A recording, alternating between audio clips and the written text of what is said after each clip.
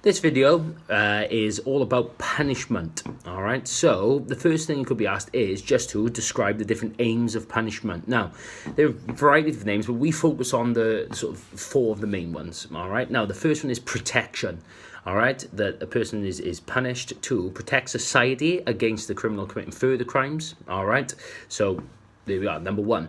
The second one is retribution, all right? So for the victim and society to gain payback, all right, for the suffering they have endured as a result of the crimes against them, all right? Then, I suppose you can link retribution a bit with the idea of justice. Deterrence, okay? So to put off not just society, okay, but the criminal as well from ever recommitting that same crime. The final one is rehabilitation, to provide the criminal with the opportunity to reform, all right, and become a law-abiding citizen. So, you could also be asked about explain Catholic views on punishment, or explain how Catholics feel about punishment. Now, if you were asked that, then you focus on those same four things. Now, what you need is the justification for it. So, Catholics believe that protection is okay, as one of the aims is punishment. So this is because Jesus teaches of the importance of caring for one another when he says to love thy neighbour, and by imprisoning the criminal and stopping them from being able to commit further crimes is a way of stopping them causing pain, and as a result of that is showing love to the other members in society. The next one is that Catholics believe in retribution as an aim for punishment, all right? And this is because the idea that a person will be judged and have consequences for their actions can be found throughout Jesus' teachings, but in particular in the parable of the sheep and the goats. There's that idea, the fact that we will be judged by God, so it almost like sets an example for us to follow. You could also link that to the idea of the Old Testament teaching of eye for an eye, all right? But I think that one fits better with our third point, which is deterrence being an aim for punishment that Catholics support. So this is because the idea, right, of sort of strict punishment can be found in the Old Testament, where, as I said, what's called eye for an eye, tooth for tooth, hand for hand, foot for foot, would naturally put somebody off committing a crime if they were to be punished in a similar manner. So there's sort of the justification for it. The main one, though, when it comes to Catholic views on punishment is that Catholics believe in rehabilitation as an aim of punishment, and links with the idea of forgiveness. Okay, so Jesus taught that we should not repay anyone evil for evil. Okay, and he also said, blessed are the peacemakers.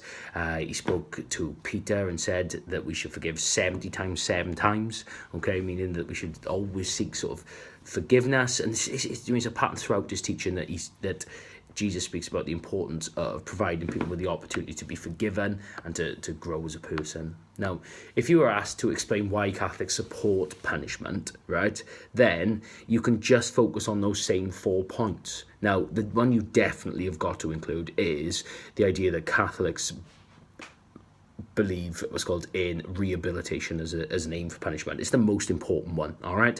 You back that up with the teaching I've said, or you could even back it up with the idea of the penitent thief who was told that he would go to heaven as a result of his acceptance of his punishment and his reformation in a way, okay? But the fact that he acknowledged he deserved to be punished, okay? And he was told he could go to heaven. So you could link it with our idea he changed, and as a result he was able to go to heaven, all right? Now, the impact of that then, right, is that, so we have to talk about that. You could say about how Catholics, whilst they support the person should be punished, that they wouldn't support, or many of them don't support, capital punishment, as that doesn't allow the opportunity for reformation.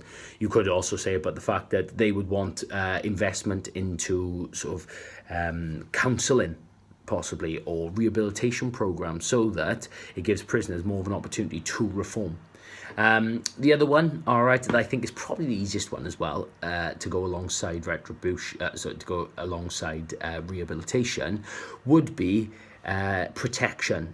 And I would link that once again to the idea of love thy neighbour. Okay, if there's somebody who is considered to be dangerous or could inflict pain or suffering, then having them imprisoned will stop them from being able to to cause any further pain or suffering. And that doesn't have to just be imprisonment. It could be the idea of a drink driver, all right, that taking their license away from them, then that stops them from being able to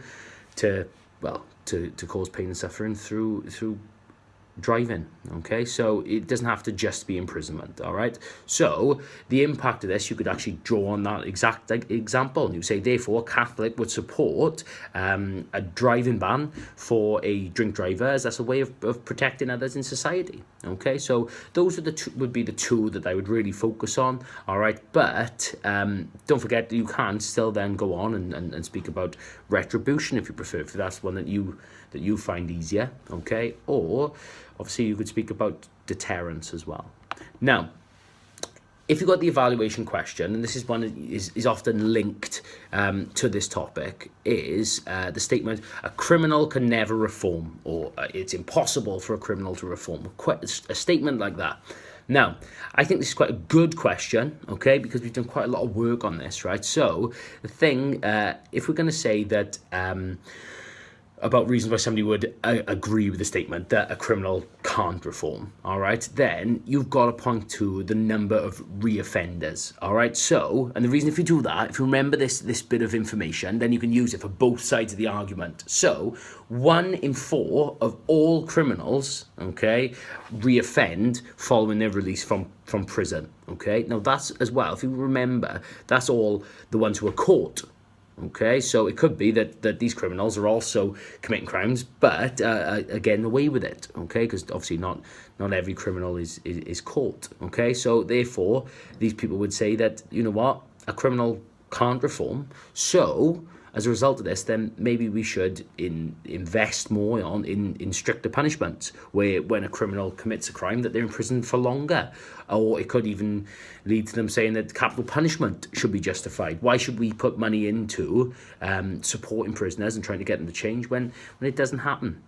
The second reason that you can use to say that a criminal can never reform links to the environment that a prisoner is now in. Okay, so in prison, okay, that obviously a criminal is surrounded by other criminals who could be a negative influence on them, all right, or cause their levels of morality to drop further. Okay, so once again, all right, I think that these people, that they're going to say, do not invest in rehabilitation programs, but instead invest that money in the police force, in the legal system, so that we can ensure that the criminals that are being charged are the ones who are guilty, so that when punishments are dished out to them, that we know we've got the right person, so we can be strict and keep these people off the streets, if you want, okay, and have them imprisoned so they can't cause any further injury or pain or suffering or whatever it is that they've done, and it's called and not waste any more money in trying to help them rehabilitate when it doesn't happen, okay, because the environment they're in. Now, obviously, okay, there are two sides to every argument, and this one, as I said before, 1 in 4 are then caught as reoffenders. Well, that leaves 3 out of 4, 75%, who aren't. Okay, so you can use that to support the alternative side of the argument. All right, so there's examples of people who have reformed. All right, 75% of criminals do not reoffend. And you can also point to the example of someone like John Pridmore, we've studied previously when it comes to religious experience. So the impact that this would have is that these people would say that we shouldn't have things like capital punishment, and maybe we should look to invest more in rehabilitation programs so that we can truly help more and more prisoners to reform and to grow.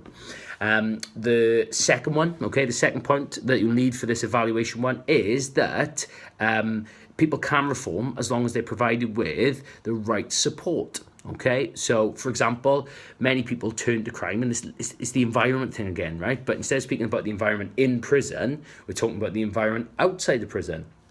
So, for example, some people turn to crime because of the influences around them. So, let's just use the idea of inner cities, okay, where you've got maybe gang culture and teenagers, particularly young teenage men, all right, that they can be influenced to go into what's called into gangs and the impact of this then is that it may lead to a life of crime. All right, so if in prison they're taken away from that type of environment and they're put into one where there is a real robust system of rehabilitation, then maybe they will turn their lives around. And if you want to include like a Welsh example in this, then you can talk about the Clink restaurant in Cardiff, about the fact that that's one system that is running in Wales. It's called in Cardiff Prison, where you have criminals who are running a restaurant, okay, called the Clink, and it's a way they've gone through training. It gives them the opportunity to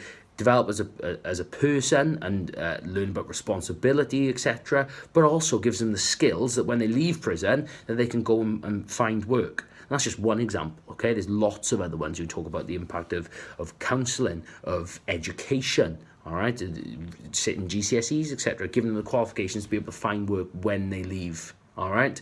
So that is punishment done.